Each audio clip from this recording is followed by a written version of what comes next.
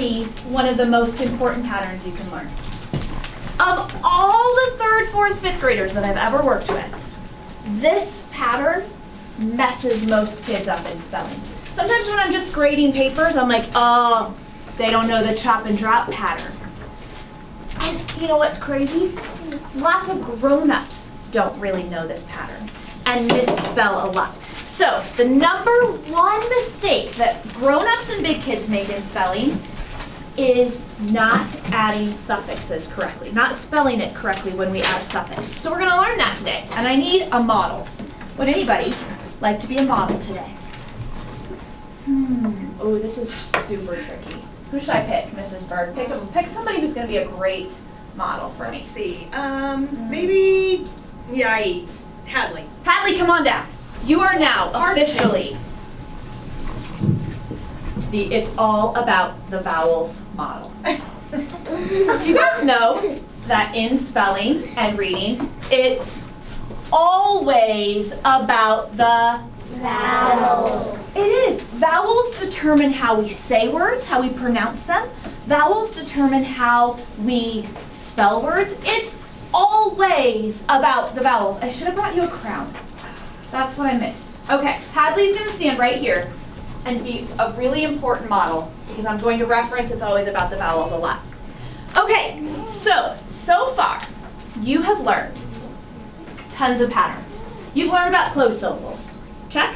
Yep. You've learned about open syllables. Check. When a vowel has a keeper consonant, it is closed, right? And short. When a vowel doesn't have a keeper consonant, it's open, then what does the vowel say? Then it says its name, it's long. You got it. What happens about when a magic E is at the end of a word? The vowel is long. It says its name, right? So you've already learned all these patterns about vowels. We're going to use all of our vowel knowledge. Oh, I forgot one. How about when two vowels are together, like E-E or A-I? It says its long name and it's called a vowel team. It's called a vowel team and it says its long name. I can tell you guys have learned so much this year. We're going to need to know about closed syllables, open syllables, magic E, and vowel teams today to make this lesson make sense. Are you ready? Okay, it's called chop and drop. Do I just tap this? No? Down on the Down bottom. on the bottom. Right here? Yeah, usually. Yep. Oh, There you go. okay. What do you notice? I want you to be like observers for a second. What do you notice about these sets of words? Read them for me. Bite, code, clothing, compare, comparable. Ooh, what do you notice about that? Tell me, there's no right or wrong answer. Give me some observations. What do you notice? In the back. Me? I noticed that all the ones on the left are the base words, and all the ones on the right are the base word with an added prefix or suffix. Oh my goodness. I love the vocabulary that you just used too. That these are base words, right? And these are base words that have an added suffix in this case. Amazing. What else do you notice? That all the words that like bite, coping, and comparable have a suffix on. They do. What is the suffix in biked? ED. If it happens in the past, we write ED. What's the suffix on this word? ING. ING. What does ING mean? Happening now. Oh my goodness. How about this one? Comparable. Comparable. And able means able to do it, right? So if it's comparable, you are able to Do it. You're able to do it. Okay, you're going to be my official tapper. You ready? Oh, okay. So you learned the doubling suffix rule a couple weeks ago, right? And the doubling suffix rule was, hey, sometimes when we add a suffix, we have to do something really important to make sure that our vowel sound is correct. This is the second great suffix rule. There's three. You've learned the doubling one, and our second great suffix rule is the drop pattern. So that's what we're going to look. Go ahead and tap it. Okay, so you've learned doubling rule, drop rule. Next week is change rule. Go ahead and tap it. All right, on your packet. Go ahead and open up your packet. We are going to really tune into today the base word or the root word, and we're going to separate the suffix from that base word, and then we're going to put them together. And we're going to have to do something really important to make sure we spell it correctly. Okay, so I want you to notice something. I have the word bake. What do I need to do to bake to make sure it says its long name instead of, so it doesn't say back? You make sure you like have like the word, but like since this has an ed, you're not gonna have two e's. Oh, stop! You're stealing my thunder. You're getting ahead of me. How do I make bake? How do I make this back? Bake or back? Back. What do I need to do to make this bake? Add an e. Add an E. It's always about the vowel, right? It's always about the vowel. So the first thing is I need this to say bake, so I need to magic E. Now you're ready. If I want this to happen in the past and I write ED, lots of people just write ED. What did I just actually write? Like Okay, well, let's decode this. If I have one consonant between the vowels, one, hold on tight, I'm moving to the right. What would this say? Bake. Oh! E together is one of our vowel teams. Everybody say it with me. E spells E like tree. E spells E like tree. It's predictable. Every time you see E, it's going to say E. So what would this say? Bake. This weekend, I bake some cookies. Oh, this is not correct, right? I do not want to say bakey. How about if we did, oh, go ahead and tap it one more time.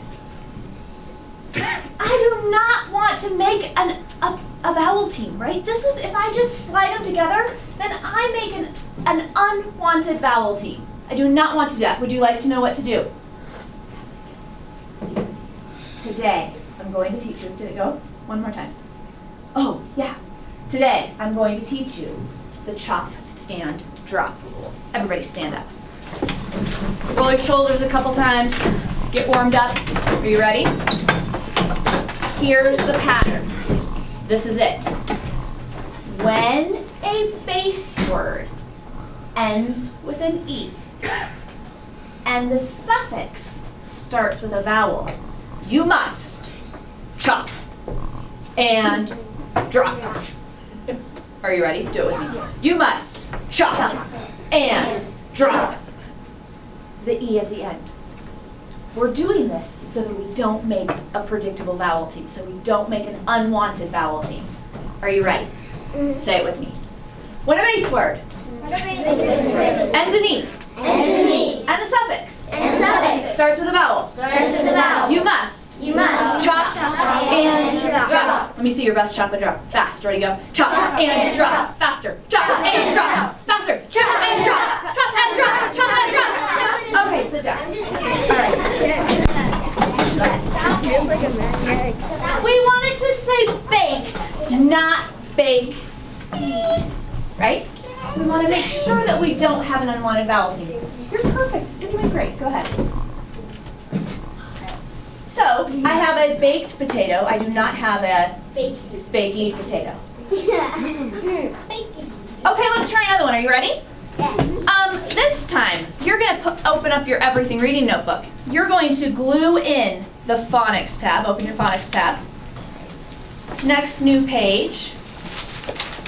You're going to go ahead and glue in, if you haven't already, your drop suffix one. And this time you're going to follow along with me. You ready? I want you to write the base word drive. You can go ahead and have a seat so you can do your work. I want you to write the base word drive. What do I need to have to make sure it says drive and not driv? Drive. I just want the base word drive. What do I need to do to make sure it has drive and not driv? What do I need? Yeah, exactly. I've got to have an E because otherwise it says driv, right? This would be a keeper consonant keeping the I short. So I'm going to write drive. Now I want you to write plus ing. It's happening right now. I'm driving right now. If I just slide this together, what happens?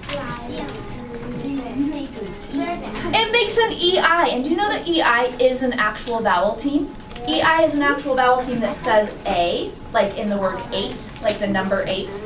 So if I just slide them together, what happens? This would say driving. I'm driving to school. That sounds more like an English word. It does sound like an English word. So what do I need to do? I don't want to make an unwanted vowel team. What do I want to do? I need to show me again. What am I chopping? You're chopping The E. Why am I dropping it? because you don't need it. Because I don't need it. I don't want an unwanted vowel team. You got it. Oh, Was that me? Sorry. that's okay. So this isn't driving. This is driving. It still has the E there. It still has, if I have one consonant, one will run. It still has open I, says I, driving, right? But I want to make sure that I don't make an unwanted vowel team. Go ahead and make sure you have the base word plus the suffix equals, and you've done the chop and drop. It's kind of like a math equation, right? All right. Who do you think is the bravest person in our class? Are you brave? Yeah. All right, everybody write brave. When is brave is my sentence.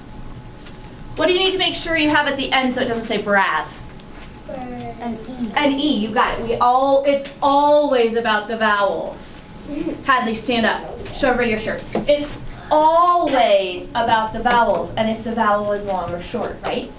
Okay, so brave. Now I want you to write the suffix est, meaning the most of all. When is the most brave of all? Go ahead and write brave plus est.